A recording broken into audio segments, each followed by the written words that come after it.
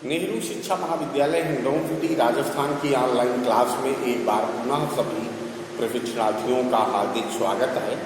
आज हम सब लोग अध्ययन करेंगे पश्चिमी हिंदी अर्थात पश्चिमी हिंदी की उपभाषाएं और इसकी बोलियां। तो आइए आज हम सब लोग अध्ययन करते हैं पश्चिमी हिंदी। इसके पूर्व की क्लास में हम सब लोगों ने पूर्वी हिंदी के बारे में अध्ययन किया था और हम सब लोग जानते हैं कि पश्चिमी हिंदी की 12 उपभाषाएं या बोलियां हैं और उनके बारे में अध्ययन करने के लिए सुविधा के दृष्टिकोण से हम सब लोग पश्चिमी हिंदी को एक कालांश में और फिर राजस्थानी हिंदी जो है उसको एक कालांश में और पहाड़ी हिंदी को एक कालांश में अध्ययन करेंगे तो सुविधा के दृष्टिकोण से अधिक उपयुक्त रहेगा। तो आइए हम सब लोग अध्ययन करते हैं पश्चिमी हिंदी की जो सबसे प्रमुख भाषा रही है या उपभाषा, जिसे हम आज के समय में ब्रज भाषा कहते हैं।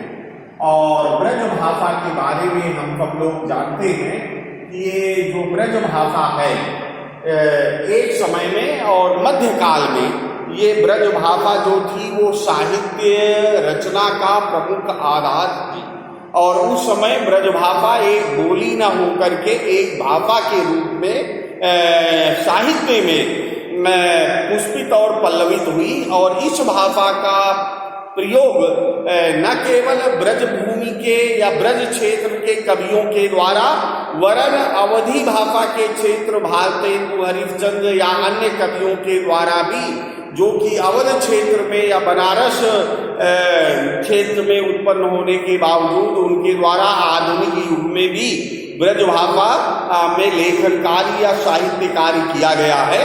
और कहा जा सकता है कि ब्रज भाषा जो है ये मध्यकाल में बहुत ही साहित्य के दृष्टिकोण से बड़ी ही मधुर भाषा थी। और कहा जाता है कि ब्रज भाषा की जो सुकुमारता है या मधुरता है वो साहित्य सृजन का स्रोत बनने का एक प्रमुख कारण है। और ब्रज भाषा के बारे में हम सब लोग जानते हैं कि ये मथुरा और इसके आसपास के क्षेत्रों में बोली जाने वाली भाषा ब्रज भाषा कहलाती है।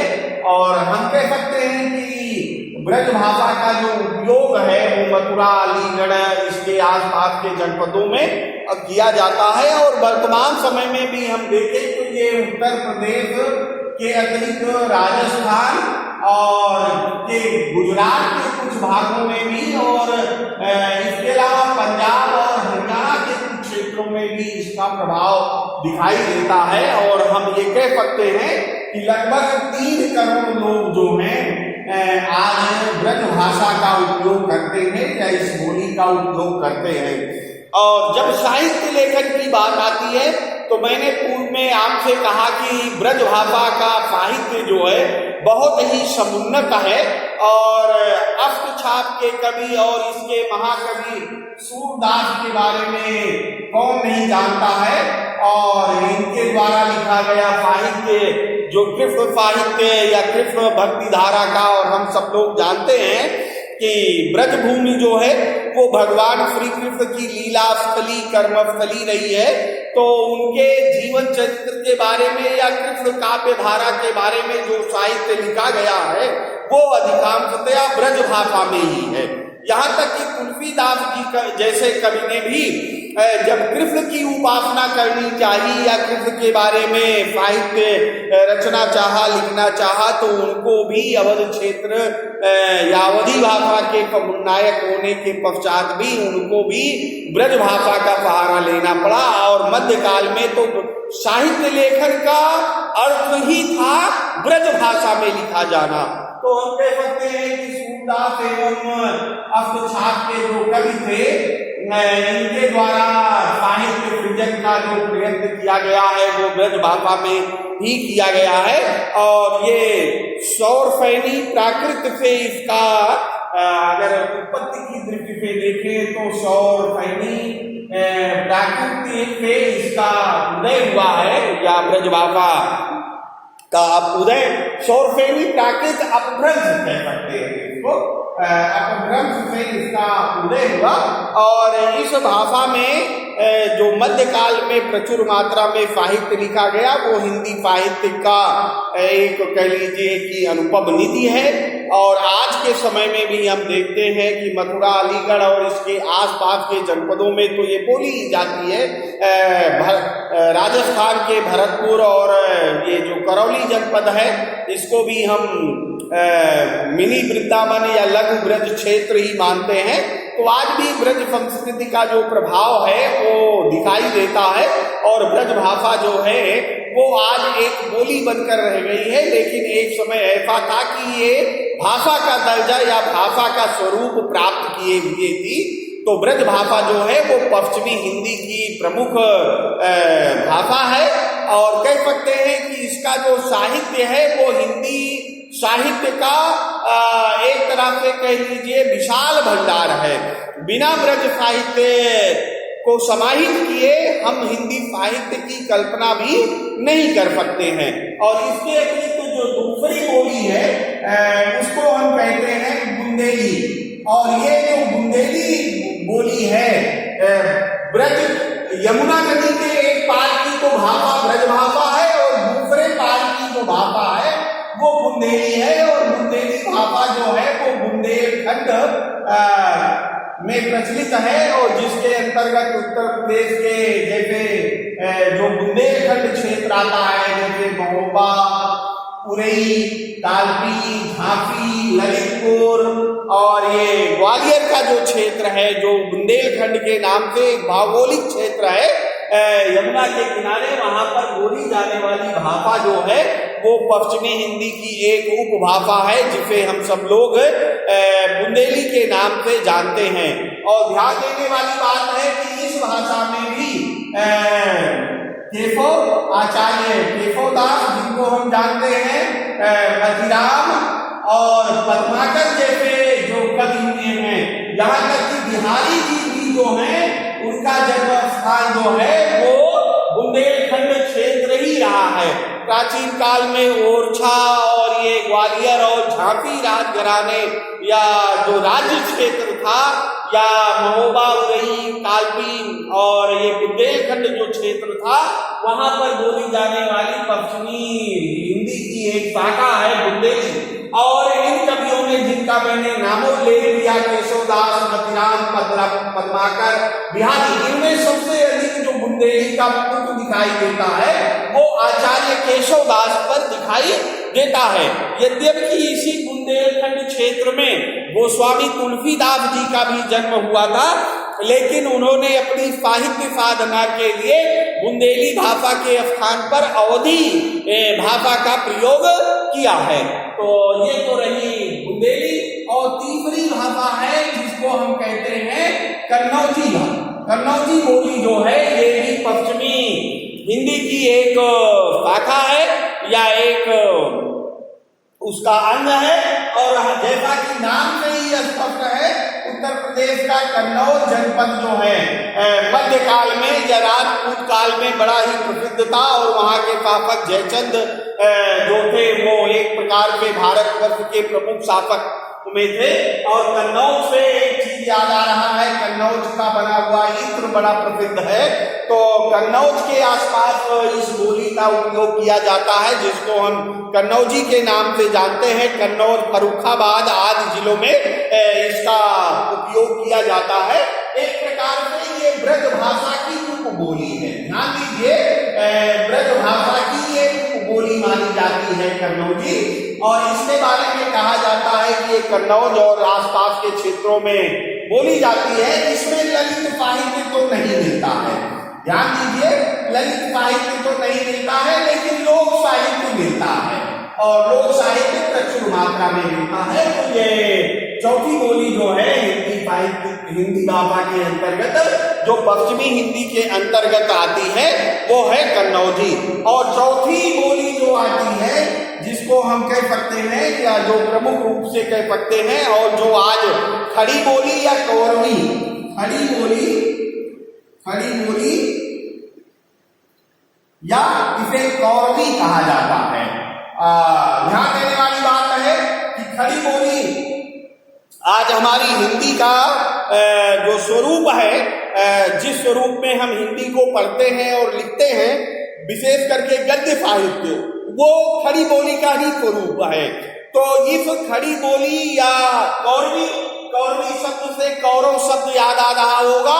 और ये बोली जो है मेरठ, दिल्ली और सहारनपुर और रामपुर, शाहजहांपुर आदि क्षेत्रों में बोली जाती है। और मेरठ और दिल्ली के आसपास ये बोली जाती थी।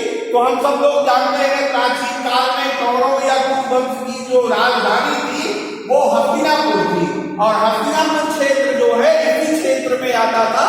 तो खड़ी बोली और कौरवी भाषा का जो क्षेत्र है वो हिंदी की एक प्रमुख बोली है। और इसका जो प्रभाव है वो हरियाणा और दिल्ली के आसपास के क्षेत्रों में, मेरठ इत्यादि क्षेत्रों में पाया जाता है। और कहा जा सकता है कि आज ये खड़ी बोली के रूप में प्रयुक्त होती है। और हिंदी के जिस स्वरूप को हम वर्तमान समय में देखते हैं वो जो है खड़ी बोली या कौरवी है। और इसके बारे में कहा जा सकता है कि इसको कहा जाता है कि प्रायः खड़ी बोली खरापन के कारण कहा जाता था, खरापन के कारण। और इसमें संज्ञा और क्रिया जो होती थी उसके साथ आ की मात्रा जो लगती थी वो खड़ी होने के कारण शायद इसे खड़ी बोली कहा गया। और ये कहा गया कि ये खड़ी बोली जो है इसको हिंदी के अंतर्गत या हिंदी भाषा के अंतर्गत आज जिस हिंदी का उपयोग हम करते हैं या विशेषकर गद्य हमारा जो लिखा और पढ़ा जा रहा है वो खड़ी बोली या कौरवी में ही है। और इसके बाद आता है अगली जो बोली आती है वो आती है हरियाणवी। और हरियाणवी बोली के बारे में कहा जाता है ये दिल्ली के निकट ही हरियाणा का क्षेत्र जो है वो प्रारंभ हो जाता है। तो इसके अंतर्गत हम कह सकते हैं कि इसको रोहतक, करनाल, ध्यान देने वाली बात यह है, रोहतक, करनाल और जींद आदि जिलों में या जिसको कुरुक्षेत्र आदि क्षेत्रों में बोली जाने वाली जो हिंदी की शाखा थी या भाषा थी उसको हम हरियाणवी नाम से संबोधित करते हैं। इसे बांगरू भी कहा जाता है। और इसे जाट हमारे क्षेत्र में जो बहुतायत संख्या में पाए जाते हैं, जाट की भाषा होने पे जाटू भी कहा जाता है। और इसे अहीरों से भी जोड़ा जाता है। तो एक तरह से अहीरवादी भी इसे कहा जा सकता है या अहीरों से भी कुछ विद्वान इस शाखा को जोड़ते हैं। और ध्यान देने वाली बात यह है कि इस बोली में ललित साहित्य तो नहीं मिलता,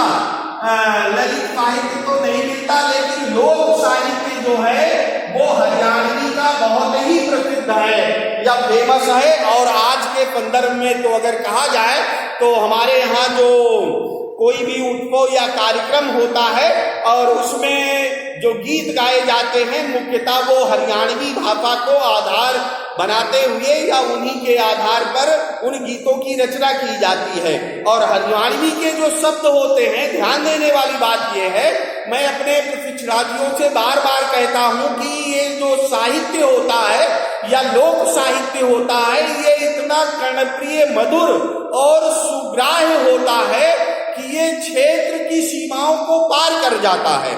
उदाहरण के लिए अगर हम ध्यान पे देखें तो हरियाणवी जो गीत हैं वो हरियाणा के बाहर, चाहे उत्तर प्रदेश हो, मध्य प्रदेश हो, गुजरात हो, महाराष्ट्र हो, दिल्ली क्षेत्र हो, पंजाब हो, उसको सुनने और समझने वाले लोग अन्यत्र क्षेत्रों में हैं और वो उसको जानते और समझते भी हैं। तो हम कह सकते हैं कि जो साहित्य है या विशेष करके लोक साहित्य होता है वो बोलियों की भाषाओं को एक तरह से सीमा रहित कर देता है और उसकी मधुरता या कर्णप्रियता जो होती है उसकी सीमा में विस्तार कर देती है। और इसके पश्चात जो अगली हिंदी का स्वरूप आता है जिसे हम कहते हैं दक्षिणी हिंदी। दक्षिणी हिंदी जो है इस इसका विकास हैदराबाद के आसपास हुआ और ये हैदराबाद में इस प्रकार से दक्षिणी हिंदी का विकास हुआ और हैदराबाद भारत के दक्षिण में होने के कारण इस हिंदी को दक्षिणी हिंदी कहा गया। और ये जो हिंदी है इस प्रकार से विकसित हुई कि उत्तर भारत के जो मुसलमान शासक थे या सुल्तान थे, बार बार वो दक्षिण विजय के लिए अभियान चलाते थे। तो हैदराबाद के आसपास जो केंद्र होता था वहां पर जब ये जाते थे और शिविर लगाए जाते थे तो वो शिविर महीनों और सालों तक कभी कभी चलते थे और यहाँ अस्थायी रूप से कुछ सैनिक वहीं पे बस जाते थे।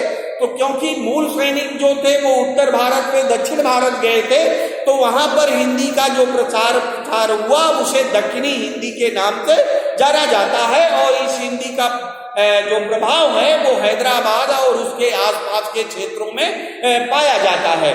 तो इस प्रकार से हिंदी भाषा की ये पश्चिमी हिंदी जो है उसकी ये 6 प्रमुख बोलियां हैं जिसको हम ब्रज भाषा, बुंदेली, कन्नौजी, खड़ी बोली या कौरवी, हरियाणवी और दक्षिणी हिंदी के नाम से जानते हैं। इसके अतिरिक्त राजस्थानी हिंदी जो है उसके बारे में हम अगले कालांश में पढ़ेंगे और राजस्थानी हिंदी के अंतर्गत मारवाड़ी, मालवी और जयपुरी या ढूंढाड़ी जिसकी एक शाखा हाड़ौती है और इसके अलावा मेवाती जो 4 हिंदी की या राजस्थानी हिंदी की शाखाएं या उपशाखाएं हैं उनके बारे में अगले कालांश में हम पढ़ेंगे। और इसी प्रकार से जो पहाड़ी हिंदी है वो गढ़वाली और कुमायूनी 2 हिंदियों में विभक्त है तो उसके बारे में भी आगे के कालांश में हम अध्ययन करेंगे। तो पश्चिमी हिंदी की 12 शाखाएं हैं जिनसे के अंतर्गत 6 उपभाषाओं या बोलियों के बारे में हमने अध्ययन किया। आगे की 6 बोलियां जो हैं उनके बारे में अगले कालांश में हम अध्ययन करेंगे। बहुत बहुत धन्यवाद।